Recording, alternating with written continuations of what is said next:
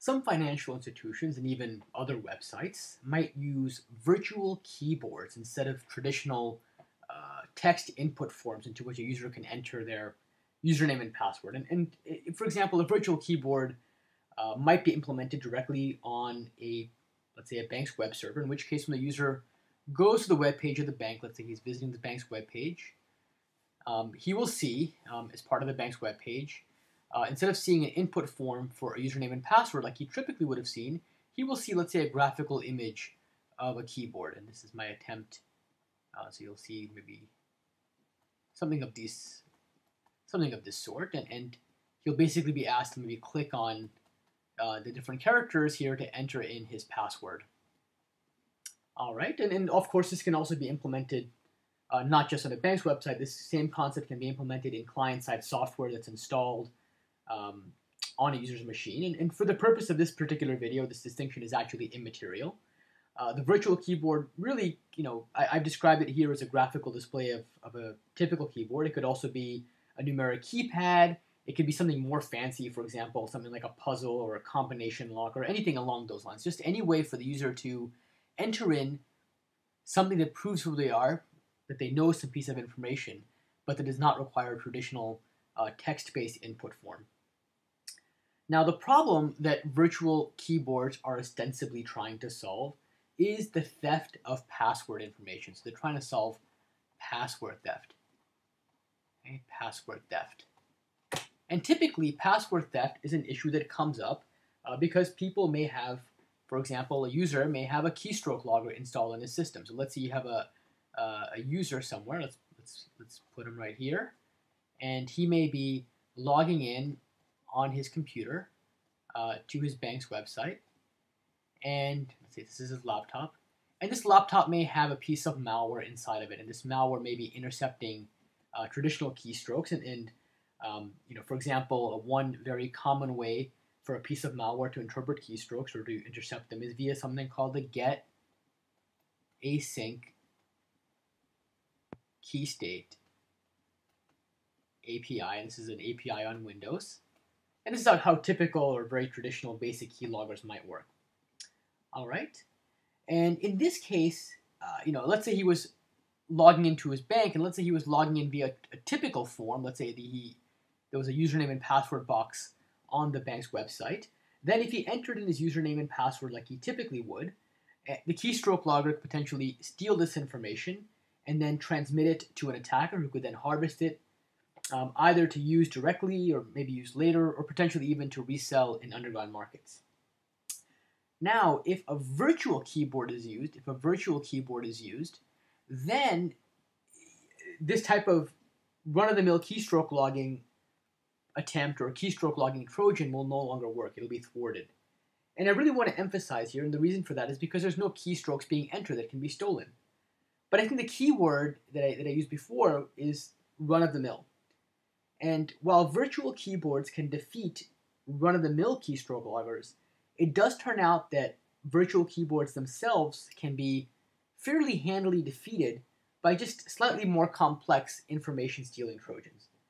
So for example, some Trojans can do things like do screen theft. So they can, for example, take screen captures. Okay, they can capture screens. Some Trojans can capture mouse strokes. So I should have written mouse capture, but capture the mouse stroke. In fact, there are a couple of examples of Trojans like this. So a couple of examples. The Zeus Trojan, which I talked about in another video briefly, is a Trojan that can actually take a screenshot whenever you press the left mouse button. There's also the Bankos Trojan, which can do something similar. And obviously, if you can capture the screen and capture the mouse at a particular point, then you can also, in effect, interpret what the password would have been. Okay? So that's one way you can kind of defeat a virtual keyboard. Another thing you can do is, instead of just doing screen capture and mouse capture, you can also do what's called sniffing the DOM. You can sniff the DOM. And the DOM is basically the domain object model. You can actually, you can think of sniffing the DOM maybe intuitively as being able to actually sniff the activity within the web browser itself. So obviously the user is visiting this web page, is doing it from a web browser on his computer. Instead of sniffing what's kind of happening down here, you can sniff what's happening inside the browser. And effectively, in general, I think that Trojans can record and steal really any manner of information, not just traditional keystrokes, but really anything that relates to what the user's actions were at the time of login. And from that information, from what they steal, they can then infer the user's credentials pretty much regardless of what method the user used to actually enter them in, even if that was a virtual keyboard.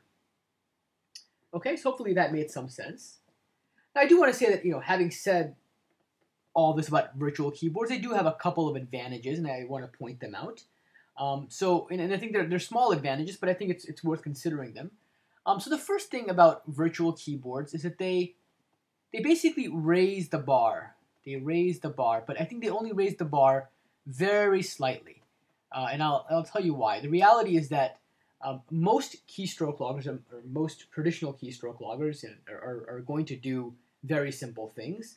And so, a simple virtual keyboard will defeat the run-of-the-mill typical keystroke logger. That's kind of the most common flavor of what you see.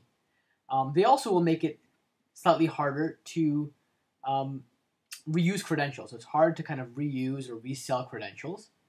And the reason for that is that existing tools that an attacker might have had for being able to, let's say, take credentials and use them in real time or automatically log in with a text-based password, those same tools would now have to be modified to account for a virtual keyboard. All right.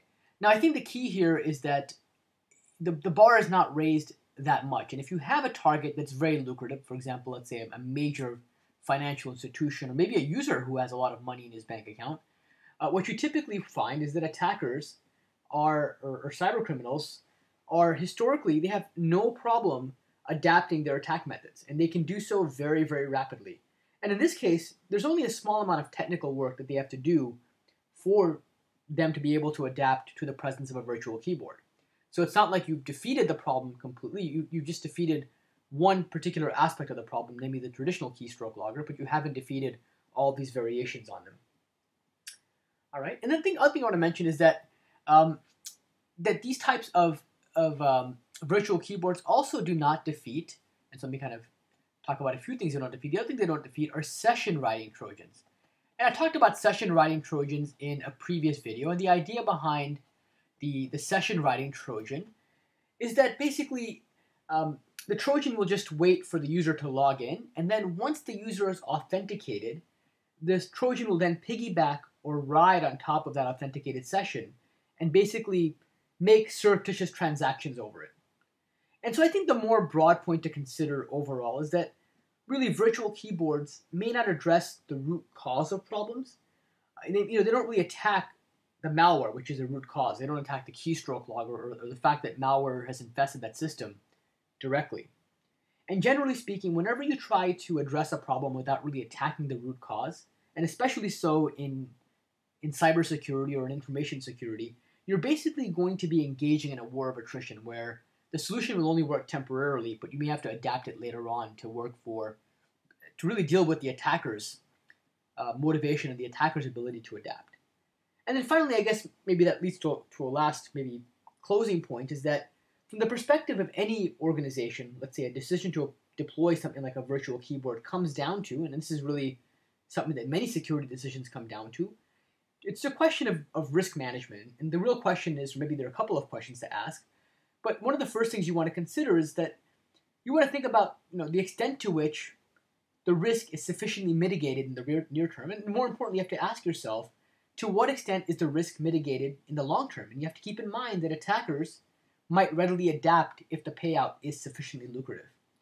And the answers to these questions can sometimes be both nebulous, and also they can depend on the specifics of a given situation.